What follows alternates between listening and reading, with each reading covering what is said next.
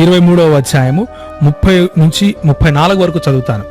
చూడండి. ద్రాక్షరసముతో ప్రొద్దుపుచ్చే వారికే కదా, కలిసిన ద్రాక్షారసము రుచి చూడజేరి వారికే కదా అని ప్రశ్న 29లో ఉంటుంది. యాక్చువల్గా ఏముంటుందంటే, ఎవరికి శ్రమ, ఎవరికి దుఃఖము, ఎవరికి జగడములు, ఎవరికి చింత, ఎవరికి హేతువులేని గాయములు, ఎవరికి మందదృష్టి అని సామెతల గ్రంథకర్త ప్రశ్నిస్తూ సమాధానంగా ఏం చెప్తున్నాడంటే, ద్రాక్షారసముతో ప్రొద్దుపుచ్చు వారికే కదా, కలిపిన ద్రాక్షారసమును రుచి చూచే వారికే కదా అంటూ 32వ వచనంలో, త్రాగుట రుచిగానుండగను దాని వైపు చూడద్దు, పిమ్మట అది సర్పమై కరచును, కట్లపాము వలె కాటువేయును, విపరీతమైనవి నీ కన్నులకు కనబడును అంటూ త్రాగుబోతుదనం గురించి, లేకపోతే ప్రొద్దుగూకులు మద్యమును సేవించే వారి గురించి చెబుతూ ఈ మాటలు రాశారు.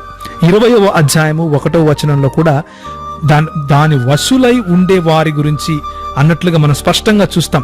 దాని వశమైన వారందరూ జ్ఞానము లేని వారు అంటూ బైబిల్ చాలా స్పష్టంగా ద్రాక్షారసము వశులై ఉండేవాళ్ళు అంటే త్రాగుబోతులను హేయమైన వాళ్ళుగా స్పష్టంగా చెబుతా ఉంది. అది పాపముగా చిత్రీకరిస్తూ ఉంది. అందులో ఏ డౌట్ లేదు.